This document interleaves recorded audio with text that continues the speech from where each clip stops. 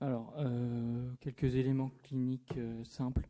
C'est un homme de 40 ans qui est technicien audiovisuel, qui n'a pas d'antécédent, qui a fait une chute en vélo avec un traumatisme cervico-facial assez important et qui a occasionné notamment une tétraparésie transitoire d'environ 1 heure qui prédominait aux membres supérieurs avec après des paresthésies des 2 membres supérieurs qui persistaient et pas vraiment d'autres signes de myélopathie évidents, mais qui a quand même fait pousser le bilan. Et bon, bien sûr, on pense à une décompensation de myélopathie cervicarthrosique et il est vu à la consultation à peu près à 1 mois du traumatisme avec cette imagerie-là. Donc une compression médulaire avec un hypersignal étendu de C4 à C5 avec une compression médulaire assez importante en C4, C5 avec un hypersignal net. En C5, C6, une perte des espaces de sécurité. Et en C3, C4, un disque qui n'est pas parfait, mais on a encore de l'espace autour sur les coupes axiales. Au reste du bilan d'imagerie, on a ces radiographies standards avec un rachis qui est globalement droit, mais qui a quand même la particularité d'avoir ces ostéophytes antérieurs assez importants en C4, C5 et en C5, C6. Cette partie-là de la colonne ne semble pas très mobile. En revanche, il y a une bonne mobilité qui se fait en C3, C4 et au-dessus. Pas d'éléments d'instabilité. Ça, c'est son scanner. Alors, on retrouve ces volumineux ostéophytes. Par ailleurs, il n'a pas de dysphagie, pas de problème respiratoire. Et quand même des éléments osseux de compression en arrière du corps de C5 et pas tellement en regard des niveaux discaux. Bon, j'avais fait une première question qui est peut-être la moins intéressante. Est-ce qu'il y en a qui n'opèrent pas ce malade? Est-ce qu'il y en a qui l'opèrent très vite, dans les 48 heures, dans la semaine? Est-ce qu'il y en a qui l'opèrent dans le mois, ou il y en a qui le laissent attendre comme une chirurgie classique dans les 6 mois? Il est vu à 1 mois à peu près. Il garde des paresthésies ce que j'ai comme élément clinique, c'est qu'il garde des paresthésies dans les mains. Je n'ai pas beaucoup plus d'éléments dans le dossier. Mais c'est des paresthésies de myélopathie, il n'a pas de NCB1. Ouais, si, ouais. Non, on peut peut-être Est-ce qu'il y en a qui l'opèrent pas? Ils le laissent comme ça? Ouais, personne. Qui l'opère dans le mois. Ok. Et après 1 mois, du coup. Oui, est-ce qu'il y en a qui l'opèrent, qui le programment à distance, quoi, longtemps après? Ok. Bon, il a été opéré 1 mois après, donc à 2 mois du traumatisme. Et après, quelle intervention vous proposez? Une corpo de C5, des arthrodèses antérieures étagées, C4, C5, C5, C6, une corporectomie de C5 avec une arthrodèse C3, C4, une corpo C3, C4, C5, des voies postérieures avec l'aminoplastie, l'aminectomie. Il y en a qui proposent des prothèses, des montages hybrides. C'est assez vaste, hein. C'est parce qu'on avait prévu un e-voting, mais j'ai fait pas mal de propositions. Ouais.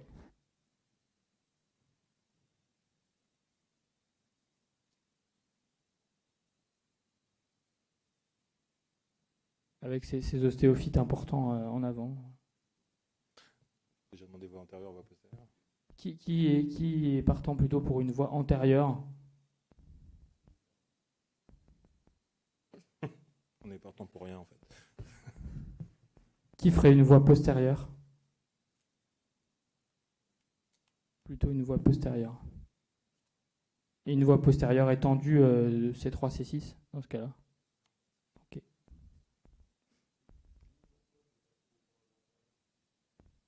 Enfin, moi, je vais vous dire ce qui a été fait. Hein. Ouais, il y a eu une corporectomie de C5, donc une voie antérieure avec résection complète des ostéophytes. Il n'y a pas eu de souci particulier, pas de complications œsophagiennes, pas eu d'aggravation neurologique. Le mur postérieur, il est comme avant, là. Vous avez enlevé la vertèbre et vous avez remis de l'os. Ça sert à quoi? Je vais vous montrer le scanner. Ah, d'accord. Oui, il y a après sur la suite du dossier. Mais... et une diminution des phénomènes de neuropathie. Il a repris une vie normale. Ouais, il n'en avait pas.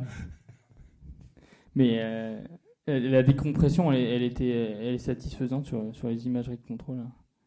Alors, il revient 2 ans après avec une dégradation du niveau au-dessus en C3, C4, avec une réapparition des symptômes un peu à l'identique qu'en préopératoire, avec cette hernie discale qui vient comprimer la moelle. Les radiodynamiques, vous les avez à côté. Ça, c'est le scanner.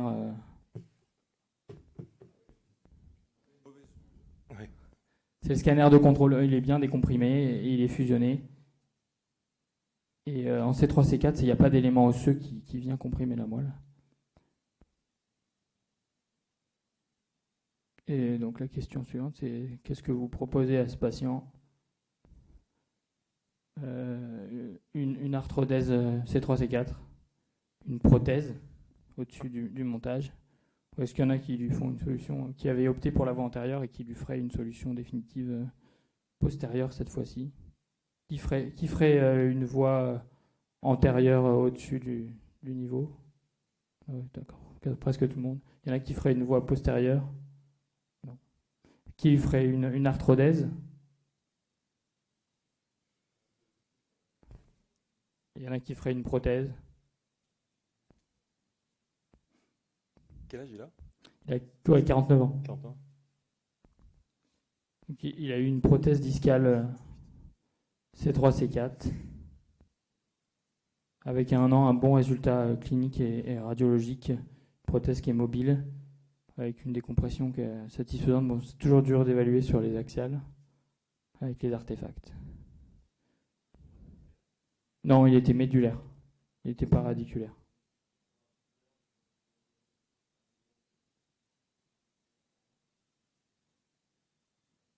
C'est vrai que je n'ai pas proposé, c'est vrai que je n'ai pas du tout l'expérience de ça.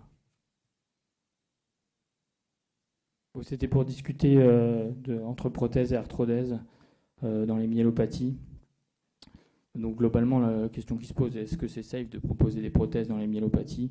La réponse est plutôt oui, avec des résultats sur les scores neurologiques à moyen long terme plutôt bons et pas de différence sur le taux de complications. Est-ce que les prothèses permettent de prévenir le syndrome adjacent par rapport à des arthrodèses? La réponse dans ce papier, dans cette méta-analyse, est qu'il n'y avait pas de différence sur les études à court terme, mais sur les études à moyen et long terme, à 5 et 7 ans, il semblerait qu'il y ait quand même un avantage pour la prothèse. Et finalement, qu'est-ce qu'on gagne à proposer une prothèse par rapport à une arthrodèse sur 1 ou 2 niveaux? Il semblerait que à moyen terme, on ait des meilleurs résultats fonctionnels, notamment sur les cervicalgies et sur la mobilité. Il y a peu d'études qui évaluent l'utilisation des prothèses sur des rachis déjà fusionnés par voie antérieure. En tout cas, j'ai pas trouvé d'essais, d'études qui comparaient arthrodèse versus prothèse au-dessus d'une fusion déjà existante. Mais les résultats des prothèses sur des fusions déjà existantes semblent bons dans la littérature. Je ne sais pas s'il y en a qui ont un avis là-dessus ou des choses à proposer.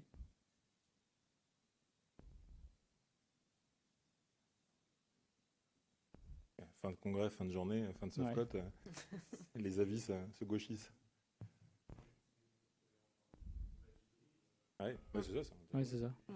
Enfin, pas de montage hybride pas forcément en première intention, mais d'utiliser des prothèses sur des syndromes adjacents. Il faut poser la question aux gens qui ont fait, je ne sais pas pourquoi, des montages hybrides parce qu'ils avaient peur de mettre 2 prothèses. Ils en mettaient une arthrodèse, donc ils avaient un pied dedans, un pied dehors. Et puis il faut leur demander parce qu'eux, ils ont fait une expérimentation. Ils ont le niveau adjacent de la prothèse au-dessus ou en dessous. Ils ont le niveau adjacent de l'arthrodèse au-dessus ou en dessous. Ça peut faire une étude intéressante. Moi, j'avais que des multiniveaux de prothèses et les niveaux adjacents, il n'y en a pas plus que quelqu'un qui vieillit normalement. Il n'y en a pas. On a revu les Mobicé à 10 ans avec des résultats qui sont quand même assez bluffants. Okay. Surtout que là, ça va. Parce que ça fait beaucoup. La différence entre une prothèse à un niveau et une arthrodèse à un niveau, il n'y en a pas. Mais la différence entre 3 prothèses et 3 niveaux d'arthrodèse, il y a une sacrée différence. Parce que la secrétaire, elle tient plus les feuilles avec son menton. Excusez-moi, ça doit être un propos sexiste, je le retire. Rien entendu. Vas-y,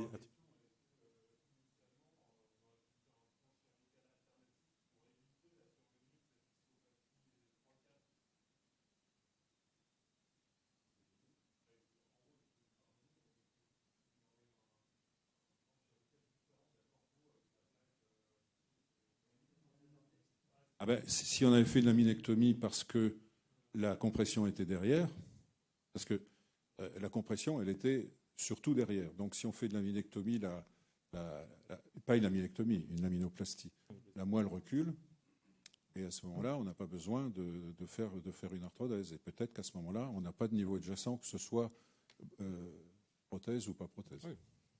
D'accord. Non, mais c'est parfait. Honneur aux Bien. anciens. C'est tout pour moi. Merci Parfait. Hugo. Merci Hugo.